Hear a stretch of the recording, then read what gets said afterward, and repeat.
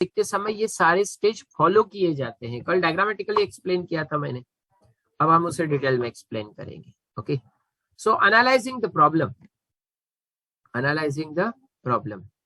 The first step in the process of program development is through understanding and identification of problem. आपको क्या करना है, पहले उसे समझो। जैसे आपको एक न्यूमेरिकल दिया है शिवानी सॉल्व करने के लिए, अब आपको न्यूमेरिकल समझ ही नहीं रहा तो सॉल्व कर पाओगे शिवानी? पहले समझना पड़ेगा ना क्वेश्चन बोल क्या रहा है। Shivani, in this step the problem has to be defined formally. हमें फॉर्मली सिस्टमैटिकली प्रॉब्लम को डिफाइन करना पड़ता है। प्रॉब्लम की भी डेफिनेशन होती है। प्रॉब्लम मतलब what you have to do, आपको करना क्या है। मुझे एक मैसेजिंग एप्लीकेशन बनाना है, ये मेरा प्रॉब्लम है। तो मैं उसे एनालाइज करूंगा कि मैसेजिंग एप्लीकेशन मतलब क्या, मैसेजिंग एप्लीकेशन का काम क्या रहता है, सेंड करना रिसीव करना ये काम रहता है। तो जब भी हम कोई प्रोग्राम बनाते हैं पहले एनालिसिस करते हैं उसकी। All the factor like input output, मेरे उस प्रोग्राम को इनपुट कौन सा लगेगा, आउटपुट कौन सा लगेगा। प्रोसेसिंग रिक्वायरमेंट, उसको प्रोसेस करते समय मुझे क्या लगेगा। आपको मैसेजिंग ऐप बनाना है तो इंटरनेट इज रिक्वायर्ड, बिना इंटरनेट आप काम नहीं कर पाओगे। सो प्रोसेसिंग रिक्वायरमेंट, मेरे डेटा को प्रोसेस करते समय मुझे क्या लगेगा, वो सारी चीजें। शिवानी आप कहाँ चले गए थे बीच में? प्रोग्राम को पहले समझना पड़ता है, उसी को बोलते हैं analysing the problem. So all the factor like input output processing requirement, process करने के लिए क्या लगेगा, मेमोरी रिक्वायरमेंट। अरे हर प्रोग्राम को मेमोरी लगती है, तो मेमोरी कितनी लगेंगी वो पता होना चाहिए। हर प्रोग्राम लिखते समय मिस्टेक हो सकती है, उसको बोलते हैं एरर। एरर को हैंडलिंग, अगर कोई मिस्टेक हुई तो मैं उसे हैंडल कैसे करूंगा, ये सारी चीजें प्रॉब्लम एनालिसिस में हमें डिसाइड करनी पड़ती है। Error handling, interfacing with other program, आपके एक प्रोग्राम को दूसरे प्रोग्राम के साथ अगर कनेक्ट करना है तो वो कर पाऊंगा कि नहीं पाऊंगा, उसकी analysis. Everything have to be taken into consideration in this first stage. तो बेटा एनालिसिस में बहुत कुछ करना पड़ता है। इनपुट आउटपुट क्या लगेगा वो डिसाइड करना पड़ता है। मैं प्रोसेस किस तरीके से करूंगा और वो करने के लिए मुझे क्या लगेगा वो सब।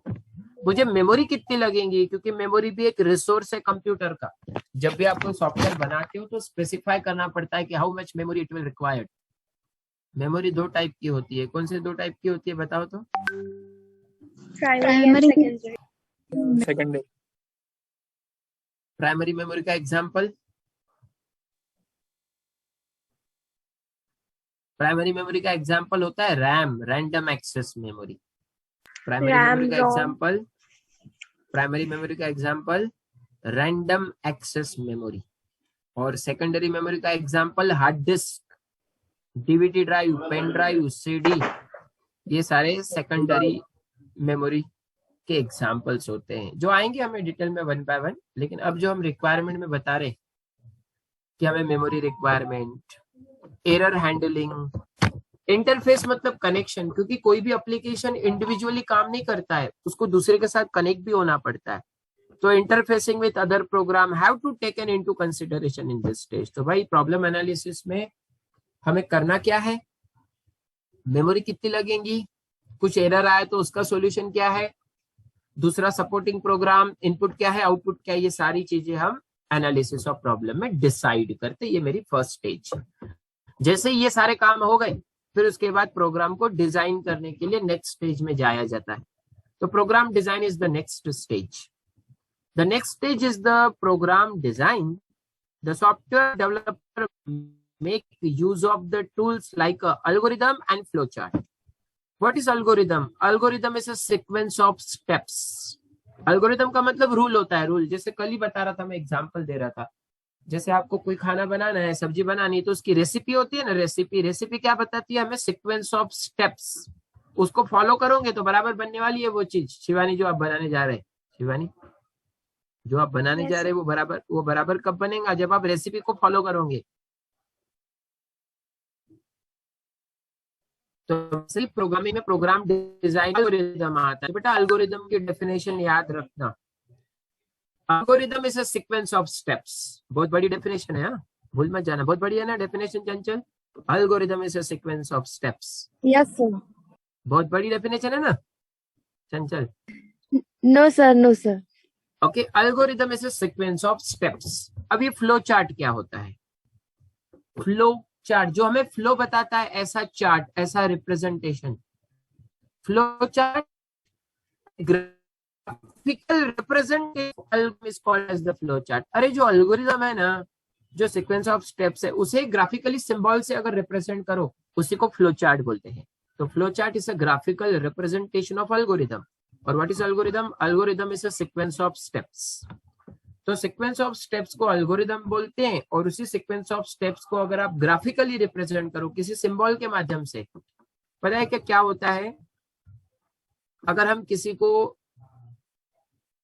जानवी कोरे, अगर हम किसी को इंस्ट्रक्शन देके कोई बताते तो नहीं समझता, लेकिन किसी को सिंबल के माध्यम से, पिक्चर के माध्यम से कुछ बताओ, जल्दी समझता है विजुअलाइजेशन से। शिवानी? Yes sir. अगर मैं आपको कोई एक चीज बता रहा हूँ सिर्फ सेंटेंस पढ़ के, लेकिन वही चीज अगर मैं डायग्राम के साथ बताऊं तो जल्दी समझ में आती है ना? हाँ sir.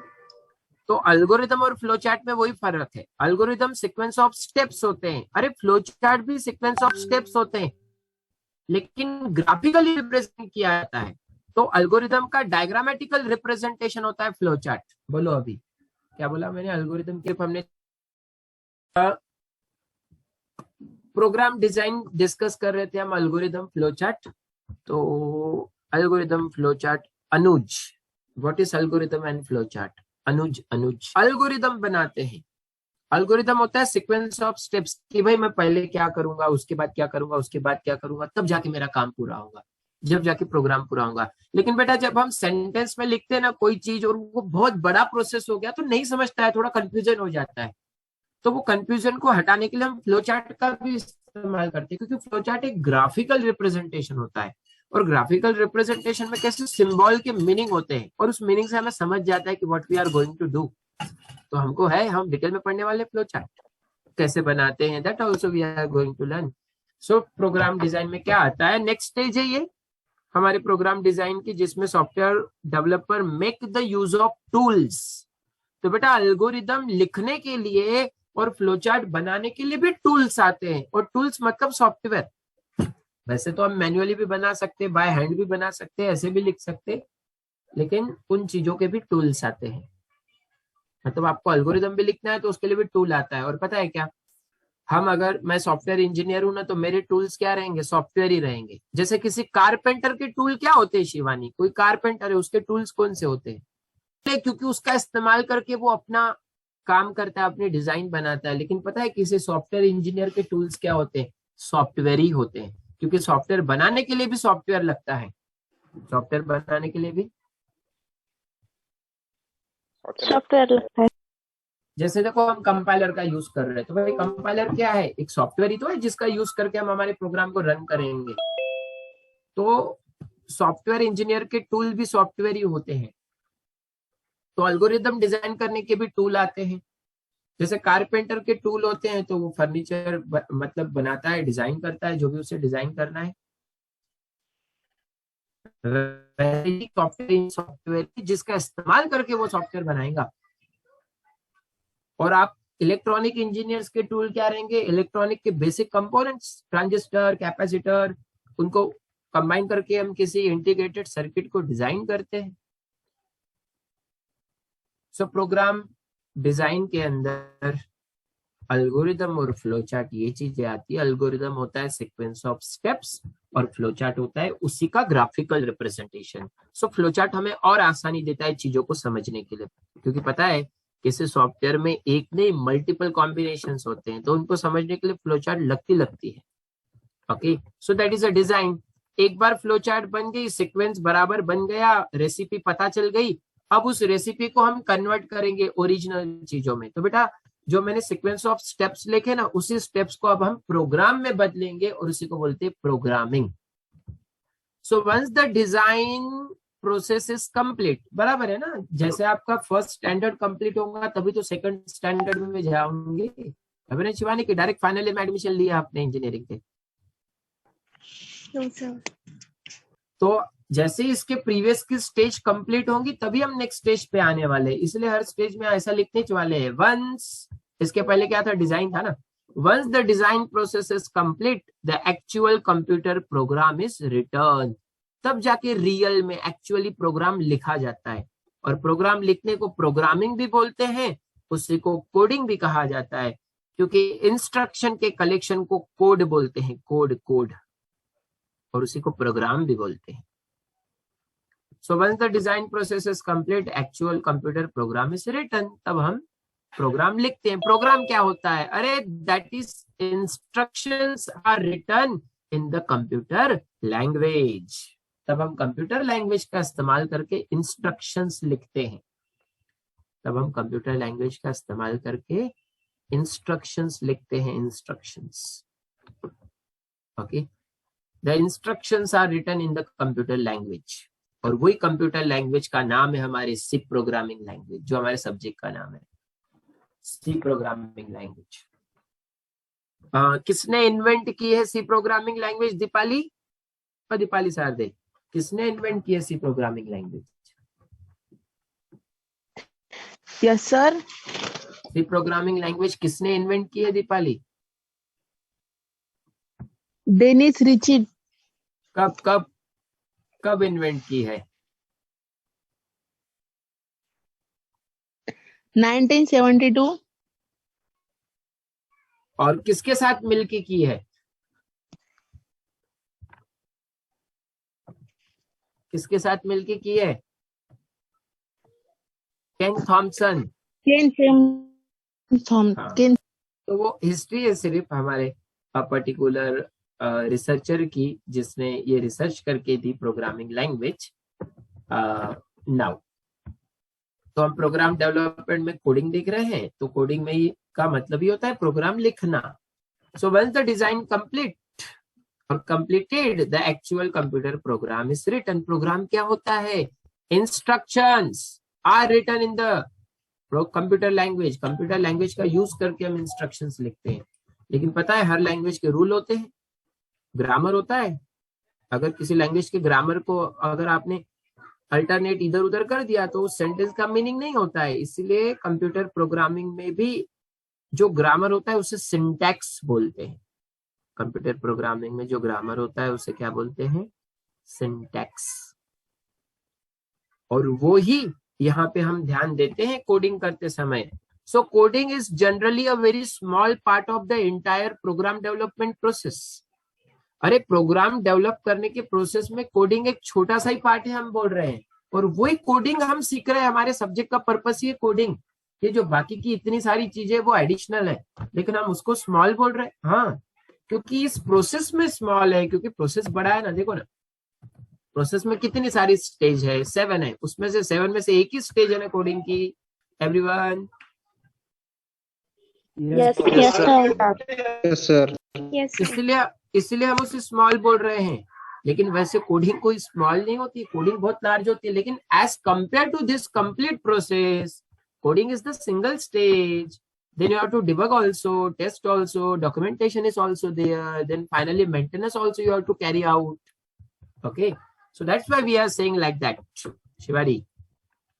So coding is generally the very small part of the entire process development, program development process, and also a less time consuming activity in a reality.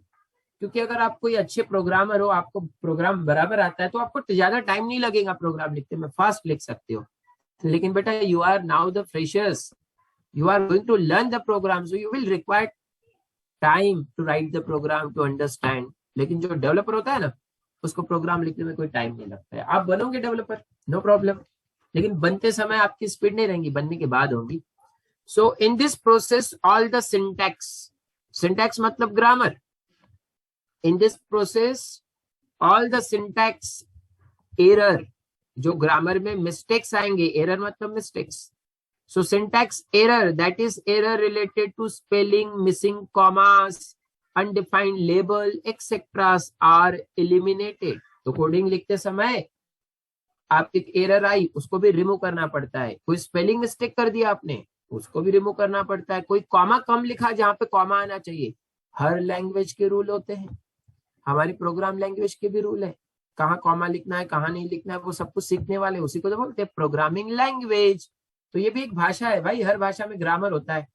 आप ग्रामर की हेरा फेरी कर दोगे तो सेंटेंस का मीनिंग बदलता कि नहीं बदलता, कि सेम ही रहता है आयुष? हाँ आयुष पांडे, मीनिंग बदलता है कि सेम ही रहता है? बदलता है सर। बदलता है, तो बदलना नहीं चाहिए, इसलिए हम प्रोग्रामिंग करते समय इन चीजों पे भी ध्यान देते हैं। कौन सी चीजें? In the process all the syntax error, मतलब mistakes related to the spelling, missing comma, undefined label. आप ऐसा लेबल इस्तेमाल कर रहे हैं जिसको आपने डिफाइन ही नहीं किया। लेबल मतलब वेरिएबल का नाम। हम जो जो वेरिएबल यूज करते हैं वैल्यू को स्टोर करने के लिए, उसको भी डिफाइन करना पड़ता है कि कौन से वेरिएबल का क्या काम है। जैसे कोई इंस्ट्रक्शन है A+B, तो बेटा A+B में A और B वेरिएबल है, A और B को भी डिफाइन करना पड़ता है। तो ये सारी चीजें जितनी भी मिस्टेक होंगी उन सबको एलिमिनेट, रिमूव करना पड़ता है कोडिंग के अंदर ही। तो coding is nothing but writing a program. लेकिन कोडिंग करते करते ही हम नेक्स्ट स्टेप जो है उसको बोलते हैं डिबगिंग। अब डिबगिंग क्या है? At this stage the error in the program are detected and corrected. तो आपने प्रोग्राम तो लिख दिया, ये कोडिंग का काम था, लेकिन कोडिंग में हमने बोला कोडिंग तब सक्सेस होती है जब तक आप एरर को हटा नहीं देते। तो at this stage the error in the program are detected and corrected. तो प्रोग्राम लिखने के बाद, लिखते लिखते तो आपने चेक किया गलती नहीं हुई, लेकिन लिखने के बाद फिर से जब एक बार चेक करते हैं उसको बोलते हैं debugging. At this stage of error in the program are detected and corrected. तो पहले एरर को डिटेक्ट किया जाता है, और जो सॉफ्टवेयर डिटेक्ट करता है उसको बोलते हैं डीबगर। जो सॉफ्टवेयर डिटेक्ट करके देता है उसको क्या बोलते हैं? डीबगर। जो सॉफ्टवेयर डिटेक्ट उसको क्या बोलते हैं? Debugger. Debugger. Debugger is also one tool which help us to find the error. वो सिर्फ एरर को ढूंढ के देता है। एरर को करेक्ट कौन करता है? प्रोग्रामर। अब शिवानी आपने प्रोग्राम लिखा, मिस्टेक आपने की तो करेक्ट भी आप करोगे। डिबगर सिर्फ आपको हाईलाइट करके देता है कि ये लाइन पे आपने गलत लिखा है। डिबगर करेक्ट नहीं करता है, वो सिर्फ डिटेक्ट करता है और उसकी मदद से आप करेक्ट करते हो, because you are the programmer, you are the programmer going to become.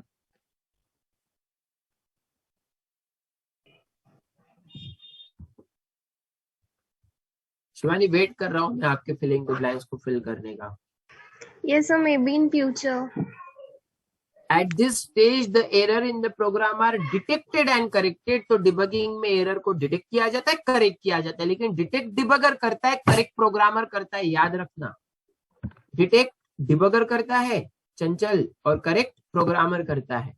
लेकिन प्रोग्रामर इस डिबगर की मदद से ही करेगा ना। तो डिबगिंग एक प्रोसेस है, उसको करने वाले को डिबगर बोलते हैं। कोडिंग एक प्रोसेस है, प्रोग्रामिंग, उसके करने वाले को प्रोग्रामर बोलते हैं, प्रोग्रामर। टेस्टिंग एक प्रोसेस है, उसको करने वाले को क्या बोलेंगे अभी आप बता सकते हैं? टेस्टिंग करने वाला कौन? Tester. टेस्टर। हाँ, तो ये बेटा हम सारे स्टेज पर उस प्रोसेस के बारे में एक्सप्लेन कर रहे हैं। एनालिसिस ऑफ प्रॉब्लम, प्रॉब्लम को एनालाइज करना। प्रोग्राम डिजाइन, प्रोग्राम की डिजाइन बनाना जिसमें एल्गोरिदम और फ्लो चार्ट आता है। कोडिंग एक प्रोसेस है। Writing the program, the technique of writing the program is called as the programming, that is a coding. लेकिन भाई कोडिंग करता कौन है? Programmer, coder. डिबगिंग, डिबगिंग क्या है? एरर को रिमूव और डिटेक्ट करना। तो एरर को डिटेक्ट करता है डिबगर, रिमूव करता है प्रोग्रामर, और इस पूरे प्रोसेस को बोलते हैं डिबगिंग। अरे this stage of program development is an important process. बराबर है भाई, किसी भी प्रोग्राम के मिस्टेक ढूंढना बहुत इंपॉर्टेंट है, क्योंकि मिस्टेक ढूंढोगे नहीं तो आपका सॉफ्टवेयर गलत बनेगा, और आपका सॉफ्टवेयर गलत बनेगा तो मार्केट में बिकेगा क्या? आकाश, मार्केट में बिकेगा क्या? नहीं बिकेगा। सो एरर निकालना बहुत इंपॉर्टेंट है। So this stage of program development is an important process. Debugging is also known as the program validation. डिबगिंग का ही दूसरा नाम क्या है? ये दूसरे नाम वाले जब भी टॉपिक आते हैं ना, अच्छे से याद रखना, क्योंकि आपकी जो क्लास टेस्ट होती है, क्लास टेस्ट 1, क्लास टेस्ट 2 और मिड एग्जाम होती है, उसमें एमसीक्यू क्वेश्चन ही आएंगे, क्योंकि आप ऑनलाइन पढ़ रहे हैं ना। तो debugging is also known as the program validation. तो ऐसा एक आधा एमसीक्यू क्वेश्चन आता है। Which of the following is known as the program validation? फिर पहला ऑप्शन रहेगा कंपाइलिंग। भाई ऑप्शन तो बताने दो शिवानी अभी मुझे। हाँ, पहला ऑप्शन रहेगा टेस्टिंग, दूसरा रहेगा डॉक्यूमेंटिंग, तीसरा रहेगा डिबगिंग, चौथा रहेगा all of this. Debugging. Debugging, हाँ डेफिनेटली डिबगिंग रहेगा, क्योंकि अभी आपको पता है, लेकिन जब पढ़ने के बाद कुछ दिन बाद वो टॉपिक आता है तब आंसर दिमाग में आना चाहिए, इसलिए याद रखना है। बिल्कुल, मैंने होमवर्क भी दिया आपको, रोज का रोज हम जो पढ़ेंगे वो रोज लिखना है। अब ये मैं वैलिडेट कैसे करूं कि आप लिख रहे हो कि नहीं लिख रहे हो, तो मैं आपको उसका प्रोसेस बताऊंगा। अभी स्टार्टिंग डे इसलिए कुछ बोला नहीं मैंने आपको। हम जो पढ़ते वो रोज लिखा करो आप, रोज का रोज एक रजिस्टर में ऐसा नोट्स बन जाएंगी आपकी। हाँ, डेली लिखते हो कि नहीं? शिवानी चालू किया लिखना? यस सर, फर्स्ट डे से ही। Yes sir. Very good, very good. Yes सभी ने लिखना चाहिए।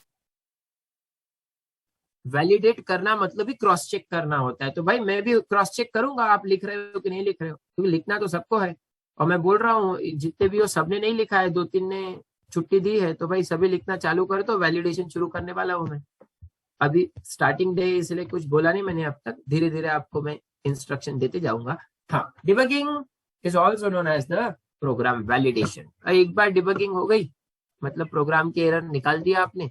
अभी कोई भी प्रोग्राम लिखने के बाद उसको रन करके, तो बेटा पता है क्या, डिबगिंग करते समय भी रन किया जाता है, एक एक लाइन को रन किया जाता है कि कुछ मिस्टेक तो नहीं। लेकिन जब सारे एरर निकल जाते हैं फिर सॉफ्टवेयर को यूज करने के लिए हम टेस्टिंग करते हैं। The program is tested on the number of suitable test cases. Test case क्या होता है बताता हूं मैं। Test case is a collection of input with expected output. जैसे देखो बेटा, आप एटीएम मशीन में जाओ, आप जब एटीएम मशीन में जाते हो, जब आप एटीएम कार्ड इंसर्ट करोगे और अपना पिन नंबर बराबर एंटर करोगे तो आपके अकाउंट की इंफॉर्मेशन डिस्प्ले होती है, बराबर everyone? Yes sir. Yes sir. Yes sir. Yes sir. तो सपोज मैंने एटीएम मशीन बनाई और इस कॉम्बिनेशन के लिए मैं चेक कर रहा हूँ, मैं पिन नंबर बराबर डाल रहा हूँ और एटीएम कार्ड भी बराबर मेरा ही डाल रहा हूँ, किसी और का नहीं, मतलब मेरे भाई का नहीं, घर का किसी का और का नहीं, तो बराबर वो अकाउंट की इंफॉर्मेशन देगा और मैं पैसे विड्रॉल कर पाऊंगा। लेकिन कभी ऐसा भी हो सकता है ना कि मैं पिन नंबर भूल गया, एटीएम कार्ड मेरा ही है लेकिन पिन नंबर मैं गलत डाल रहा हूँ, तो भी पैसे निकलेंगे ना एटीएम से? फिर भी पैसे निकलेंगे? नहीं निकलेंगे। तो बेटा एटीएम मुझे एक एरर मैसेज देता है, wrong password, wrong pin number, ऐसा मैसेज देता है। तो बेटा वो जो मैसेज दे रहा है ना रॉन्ग, वो भी प्रोग्रामर ने उसके अंदर फिल करके रखा है। तो प्रोग्रामर अलग अलग कॉम्बिनेशन के इनपुट के लिए प्रोग्राम लिख के रखता है।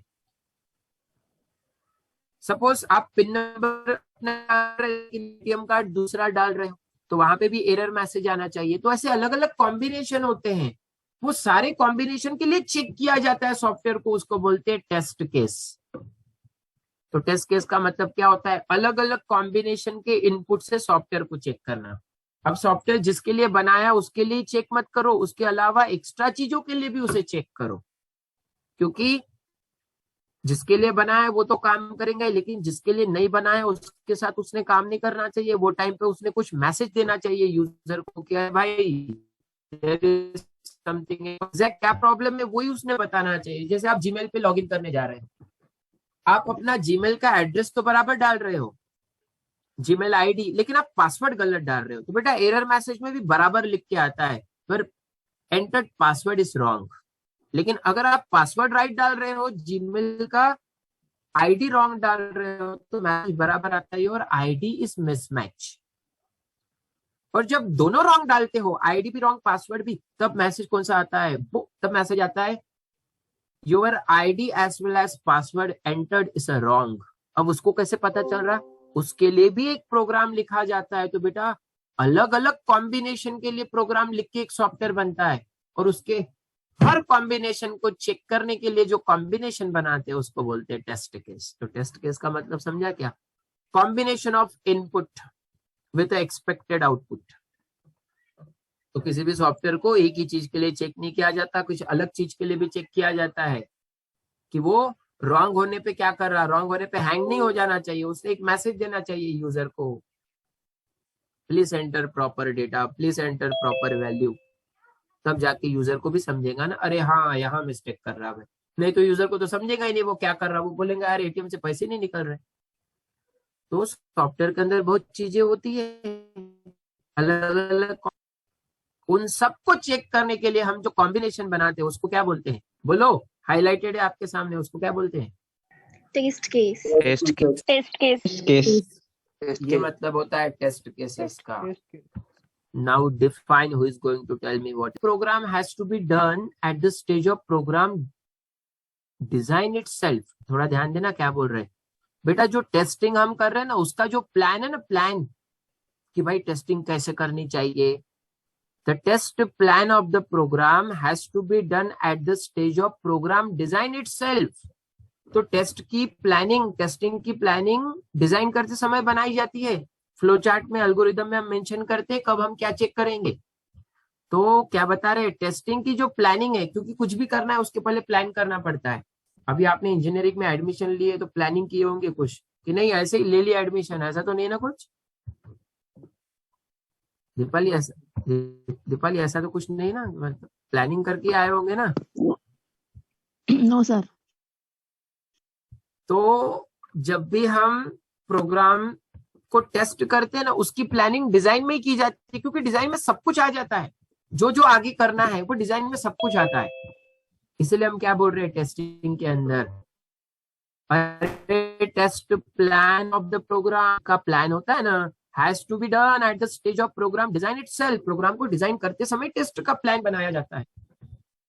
This ensure due understanding of the specifications. इससे ही हमें अश्योरेंस मिलता है कि हमने सारे स्पेसिफिकेशन को समझा है। बेटा स्पेसिफिकेशन का मतलब होता है रिक्वायरमेंट। सबसे पहले हम जो पहला फेस है ना, हमारा पहला फेस जिसको हम डेवलपमेंट को स्टार्ट करते हैं, जिसका नाम ही है एनालिसिस ऑफ प्रॉब्लम। तो एनालिसिस में हम रिक्वायरमेंट को भी समझते हैं, एनालिसिस में हम रिक्वायरमेंट को भी समझते हैं। रिक्वायरमेंट मतलब क्या करना है, कब लगने वाला है, कैसा करना है, उसी को बोलते हैं रिक्वायरमेंट गैदरिंग। सो टेस्टिंग में हम क्या बता रहे हैं, द टेस्ट प्लान हमें डिजाइन करते समय बना देना पड़ता है, जिससे हमें गारंटी मिलती है कि understanding of the specifications. This ensure a through understanding of specification, मतलब हम हमारे स्पेसिफिकेशन को पूरी तरह से समझते हैं, जो एनालिसिस में किया जाता है। क्योंकि एनालिसिस में हम रिक्वायरमेंट को गैदर करते हैं, क्या करना है, कैसे करना है, वो सारी चीजें हम हमारे पहले फेस में करते हैं।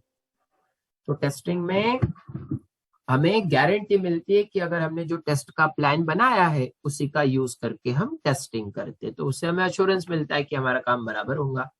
It always useful to include the maximum and minimum value of all the variable at the test data। Test करते समय जो डेटा इस्तेमाल कर रहे हैं आप, इनपुट वैल्यू, उसमें मैक्सिमम और मिनिमम भी स्पेसिफाई करो कि मैक्सिमम इतना इनपुट में देके चेक कर देखूंगा।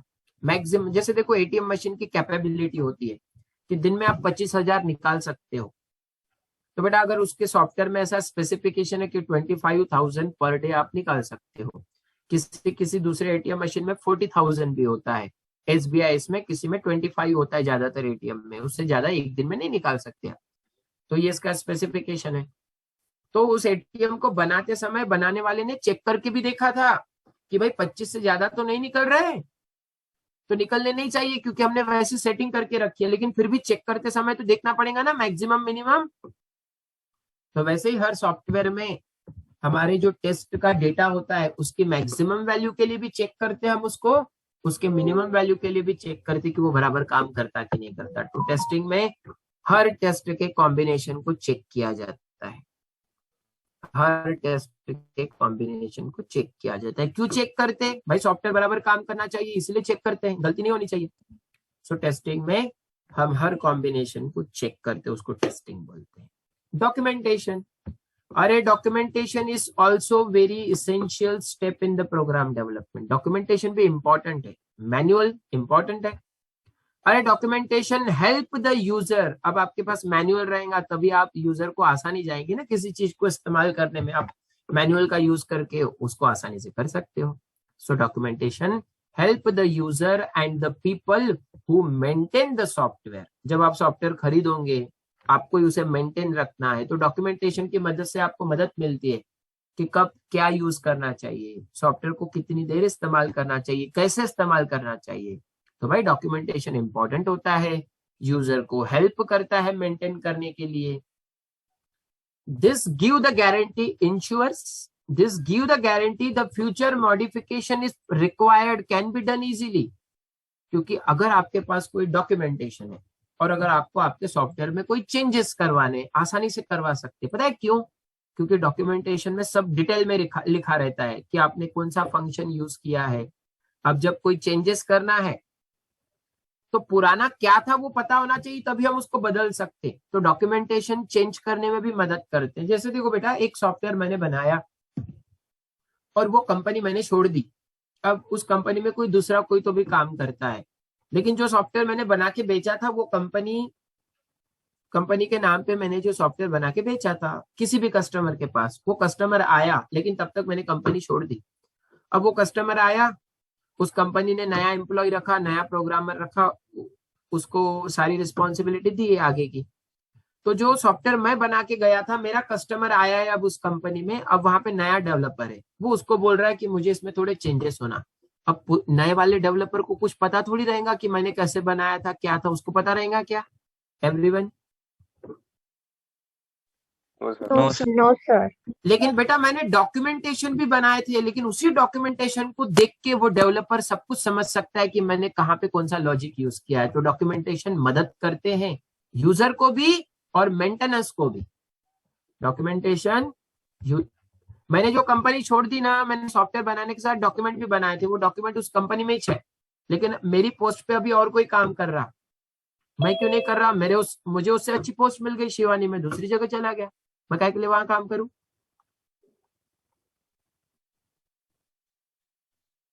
तो शिवानी जो नया डेवलपर है उसको पता रहेगा क्या कि मैंने सॉफ्टवेयर कैसे बनाया था?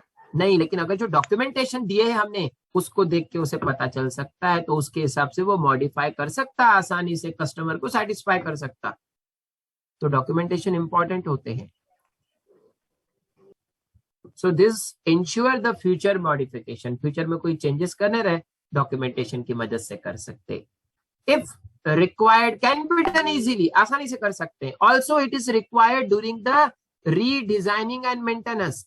अगर आपको अपना सॉफ्टवेयर रीडिजाइन करना है, फिर से उसमें चेंजेस करवाने, तब भी डॉक्यूमेंट मदद करते हैं. आपको मेंटेनेंस के लिए होना, तभी डॉक्यूमेंट मदद करते हैं. So documentation are very important for redesigning, maintenance, for any changes, for any modification, for help to the user. भाई मैनुअल यूजर को इशारा देता है how to use. तो documentation is very important. Now maintenance. अरे updating and correction of program for change condition. जैसे देखो आप व्हाट्सएप की अपडेट करते होंगे, तो वो एक मेंटेनेंस ही है. व्हाट्सएप की कंपनी हरदम अपडेट देती है, नया फीचर ऐड हो जाता है उसमें, तो वो व्हाट्सएप की कंपनी की तरफ से उसके सॉफ्टवेयर का मेंटेनेंस है, वो अपने सॉफ्टवेयर को मेंटेन रख रही है, दिन ब दिन नए नए अपडेट दे रही है आपको. और नया अपडेट होने से क्या हो रहा है? आपको नए नए फीचर मिल रहे. Shivani, Yes, sir. नए नए फीचर मिल रहे, इसलिए तो आप यूज कर रहे हैं ना, नहीं तो आप बोर हो जाते थे. व्हाट्सएप की जगह आप दूसरा एप्लीकेशन यूज करते थे. तो सॉफ्टवेयर की खासियत है, जो जितनी ज्यादा अपडेट देगा उसमें नए नए फीचर आएंगे, तो उसका यूजर बोर नहीं होता, वो उसे यूज करते रहता है. सो मेंटेनेंस में आती है वो सारी चीजें. So updating and correction of program, आपके सॉफ्टवेयर को अपडेट करना, कोई अगर मिस्टेक हो रही तो उसे करेक्ट करना. इफ यू रिमेम्बर, कुछ 15-20-10 दिन पहले व्हाट्सएप का सर्वर बंद हो गया था, पता है आपको? बराबर है. Yes. Yes. तो वो मेंटेनेंस में आता है, वो मेंटेनेंस में आता है. सो अपडेटिंग एंड करेक्शन, कोई मिस्टेक हो गई तो करेक्ट करना of a program. For change condition, कोई कंडीशन चेंज हो गई जिसके कारण आपका प्रोग्राम चल नहीं रहा, तो करेक्शन करो. एंड फिक्स, और उस प्रॉब्लम को आप सॉल्व करो. Updating and correction of program for change condition and field experience is accounted for in maintenance. बेटा फील्ड एक्सपीरियंस मतलब व्हाट्सएप का सर्वर है, उस फील्ड पे जो भी काम हो रहा उसके अंदर कोई चेंजेस हुए उसे मेंटेन रखना, ये सारी चीजें मेंटेनेंस में आती है। सो मेंटेनेंस में अपडेशन आता है, करेक्शन आता है, कोई कंडीशन चेंज हो गई तो उसके हिसाब से उस फील्ड पे कोई चीजें चेंज करना, मेंटेन रखना, ये सारी चीजें किस में आती है? मेंटेनेंस में आता है। तो field experience is accounted for in maintenance. तो उस फील्ड पे हमें एक्सपीरियंस भी लगता है उसको मेंटेन रखने के लिए। ऐसे ही कोई सर्वर को मेंटेन नहीं कर रहा, उसे अच्छा खासा एक्सपीरियंस लगता है उस चीज को मेंटेन रखने के लिए। So maintenance is nothing but updation, आप ऐसा बोल सकते हो। मेंटेनेंस मतलब अपडेशन। तो ये सारे स्टेप्स मिलके सॉफ्टवेयर की डेवलपमेंट लाइफ साइकिल होती है। ये सारे स्टेप्स मिलके हमारे कंटिन्यू क्लासेस रहते हैं। अभी प्रोग्राम डिजाइन तक हमने देखा, सारे स्टेप्स देखे हमने। किसी को किसी स्टेप्स में डाउट है क्या? पूछो ना मुझसे। एनीवन? एनीवन? तो अगर नहीं भी है तो हाँ ना कुछ रिप्लाई देना पड़ता है, बैठना पड़ता है। No, sir. No, sir. Shivani explain करो पूरा प्रोसेस, मैं आपको स्क्रीन पे 1 बाय 1 स्क्रॉल करता हूँ। ठीक है शिवानी? Okay, sir. हाँ